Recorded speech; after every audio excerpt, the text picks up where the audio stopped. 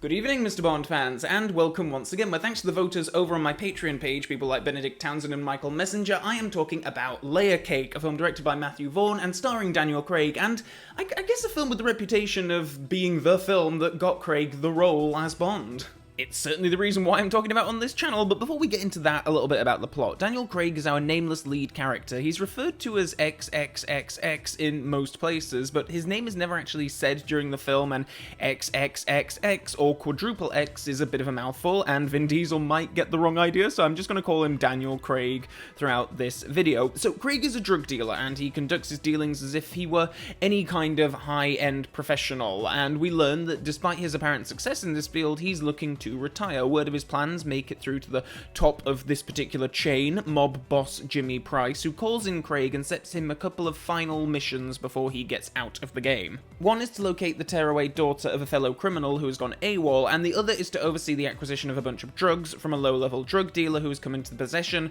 of a bunch of ecstasy tablets. All this is handled really economically and clearly in the first 15-20 minutes of the film. The character setup, the exposition, there's a proper briefing scene in which everything is really well conveyed, and Matthew Vaughn is one of those very talented directors who can take script pages, which would just be like lines and lines and lines of dialogue, and his talent for giving a visual flourish to these things and the slick edits and all that kind of stuff is really, really well done. Things start to fall apart for me when we get into the story though, and this review is certainly not going to be looking at every twist and turn that takes place in the plot. In fact, I think this review is going to be relatively spoiler light, or at least I think it's going to be. I'm not sure if I comprehended the film enough to actually be able to spoil it. I'm sure this review would be something that the director would hate to see, given his comments in the audio commentary.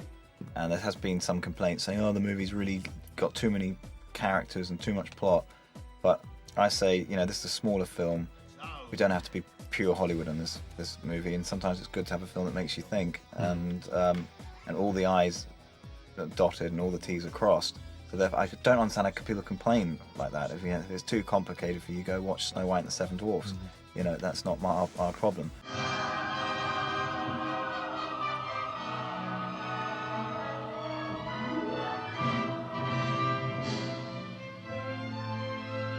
So yeah, I'm just an idiot, I suppose, and whatever, that's fine. But yes, after the opening few minutes, which I think lay things out very clearly, and I'm expecting the plot to go off in unexpected directions, of course. I mean, that's just the nature of these things, but oof, there are so many characters in this thing, and it helps that a lot of them are actors who would go into bigger things, so like Tom Hardy, Sally Hawkins, and Dexter Fletcher, so I can keep track of the faces, but the story leaps around all over the place, and there's a lot of stuff going on with the secondary characters, and Craig, I find, is just sort of flapping around in the middle. I will say that for a film that is all about dialogue and characters talking to each other, the scenes are always presented in a very cool, very snappy way, which makes them enjoyable enough to watch in the moment, but there's so much dialogue and so much going on that while I enjoy things in the moment, when a scene ends, I'm often like, wait a minute, what was the point of that? But then again, I am an absolute moron here. I mean, Matthew Vaughn made a perfect, like, completely comprehensible film, and I'm just the local village idiot who should spend his days watching kids' cartoons instead of cinematic masterpieces like Matthew Vaughn's Layer Cake. If it's too complicated for you, go watch Snow White and the Seven Dwarfs. Obviously, it's incredibly arrogant of a filmmaker to make these kind of statements. He's saying that he did his job perfectly, and if an audience doesn't get it, they're fools. And, well, I don't think that's necessarily how these things work. I'm sure that there are people out there who got everything on a first viewing, and I'm sure that there are comments on this video right now of people telling me that I am, in fact, actually an idiot. And I don't know, I'm not advocating a dumbing down of the story, I just wish it were told in a way that I could connect with better. Christopher Nolan is an example of a filmmaker whose work is often quite complex, with twists and developments and lots of characters and so on, and yet I've never left a Nolan film feeling confused or that I didn't get the main thrust of the story, and obviously this was one of Vaughn's early films, and he'd go on to make Kingsman and one of the best X-Men films, and actually Stardust, which is a severely underrated film to my mind, but here after about an hour, I lose all track of what's supposed to be important, and I'm just kind of watching this as if it's an extended Daniel Craig showreel, which it certainly feels like in some places. To talk more about his performance, which, let's be honest, is the whole reason we're here, I think he's great. He's not playing a character even remotely close to James Bond, and there's a completely jarring plot thread, actually, where he has to kind of psych himself up to go and kill a guy, and it's one of the best sequences in the film, and I only mean it's jarring in the sense that I'm just so used to seeing Craig killing people on screen in other films, and so here I'm like, why is he so antsy about killing this dude? I've seen you kill dozens of guys before, man. But it is a great sequence, and seeing those shots of him posing around with the gun, I mean, just yup, like, I can see how Barbara Broccoli would see this and start to get ideas. This is good, this thing that Craig does. He kind of gets like this better seductive power of firearms, I guess, you know what I mean? Because it's like, I hate guns at the beginning. Next thing you know, like, oh, look at that. And then he's kind of creeping around a bit, kind of... Want to be James Bond. Kind of ninja, yeah. I'd certainly extend praise to the rest of the cast too. I love Cole Meany and George Harris as a couple of Craig's associates, and the three of them form like a really great trio, and the whole thing is full of faces of people you know and have seen in other things, and of course, of note to Bond fans, again, is the fact that we have Ben Whishaw here in this film, and he even shares scenes with Craig, and given that this is 8 years before Skyfall, it's pretty neat for a fan to see these two interacting on screen. There's another Bond connection too in Stoke Park, the place where Bond plays golf in Goldfinger, and has been used as a location in other movies too, and it appears in this film quite early on, and it's just kind of weird to see Daniel Craig in the place that Sean Connery was years ago. I feel like I've kind of been all over the place with my feedback here, and don't get me wrong, there are aspects of the film that I think are really, really great and that I liked a lot, but this was, having seen the film now, it was not the film that I thought it was going to be going into it, so I guess I'm just saying that this isn't the kind of film that I choose to watch normally if, you know, it wasn't for the Bond connection. It's very much a film in the mold of Guy Ritchie gangster films, Lock, Stock and Two Smoking Barrels and all that. It's a lot of, like, you know, Cockney gangsters, yup, and I just kind of find that thing quite dull, unless there's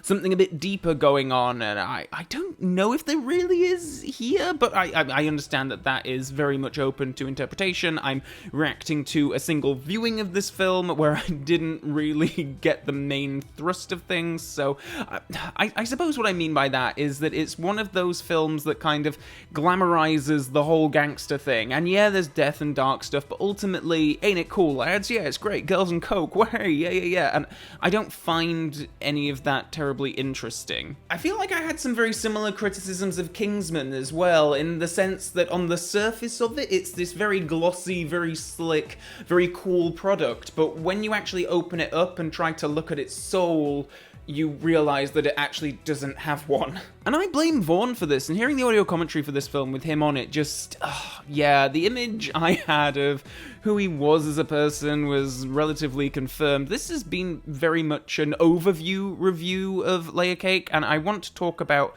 one particular scene, actually, that really stuck with me, and not for good reasons, but there's a part of the film where Craig and George Harris are in a cafe, and a guy walks in. He's clearly made up to look like a homeless guy, and the character knows Harris, so he sits down and is immediately very unpleasant. He's pestering for money, he's shoveling down his breakfast and being all disgusting, and the tension of the scene is building, and ultimately Harris ends up beating the crap out of the guy. Now, the guy in question actually ends up having a bit of history with Harris's character, and this is revealed later on, and from a character perspective, it makes a good deal of sense that Harris would be triggered by this man's appearance. However, the fact that the choice was made to have this character look this way, the disdain we're supposed to feel for him, like, you know, slurping at his fingers and how he behaves when money is being thrown in his direction. At this point of the film, we don't know what the history is between these two characters and what's really going on. However, the choice has been made that the audience should immediately not like this man, and a part of the visual shorthand for that is portraying him as this, like,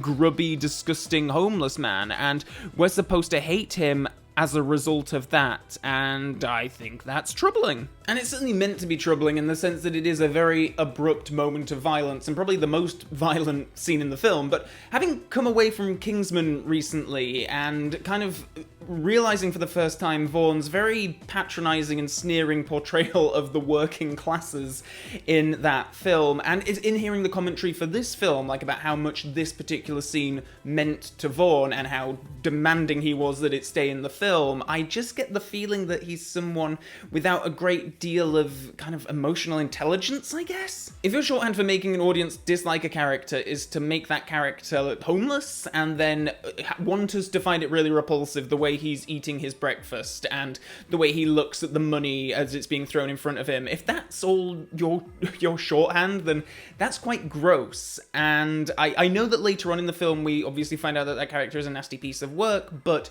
before we know any of that stuff, we're being told in other ways that we shouldn't like this character, and it's nothing to do with kind of the stuff that he did in the past, it's to do with his presentation, his manners, all that kind of stuff. And I think all of those things play into the worst stereotypes about homeless people. Or maybe I'm just an idiot who doesn't understand the brilliance at work here, and maybe I am. I know that this thing is really well reviewed and held up as some kind of shining example of a British gangster film, so obviously this is just my opinion, and the film obviously has received a bump up in notoriety given its influence on Craig's ultimate casting as James Bond, but it was not to my taste at all, and I came away from it with kind of an icky vibe, as I do from most other Matthew Vaughn films. That being said, he is a talented director, and he has a great knack for slick edits and maintaining a great deal of energy, even during scenes with a lot of dialogue. I don't know, there is just something about his stuff that has kind of a grubbiness to it that I just really don't connect with. I guess if you like British gangster films, then check it out. I mean, it's very slick, it moves at a good pace, the performances are really great, the camera work, the editing, all of that stuff's like really, really good. But if you're seeking this out because of Craig's involvement, this is really not a companion piece to Daniel Craig's Bond films. It's a very different beast, so just be aware of that. But there are nonetheless many moments of steely, blue-eyed intensity that were the moments that Barbara Broccoli saw and said, that's our man. So without Layer Cake, we would not have had Casino Royale, Quantum Solace, Skyfall, or Spectre. And that's such a mixed bag, I don't know whether to kiss Layer Cake or kill it. In my ranking of films that got actors the Bond gig that I've seen so far, I'd place Layer Cake below Darby O'Gill and The Little People, which is, I'm sure, a statement that would cause Matthew Vaughn to spontaneously combust if he heard it, but whatever, give me Sean Connery as a singing Irishman over this any day. That is it for this time. Oh wow, what do you know? Matthew Vaughn has indeed exploded. Well, I think we've got a few minutes before the Inferno reaches us, so just enough time to remind you that if you haven't subscribed to this channel already, please do so to stay up to date on further video uploads. As well as that, below you can find links to my various social media pages, including my Facebook page, my Twitter page, and my Patreon page for those of you who wish to go one extra step in supporting this channel, like the people who voted on this video. All that being said, so long for now, Bond fans.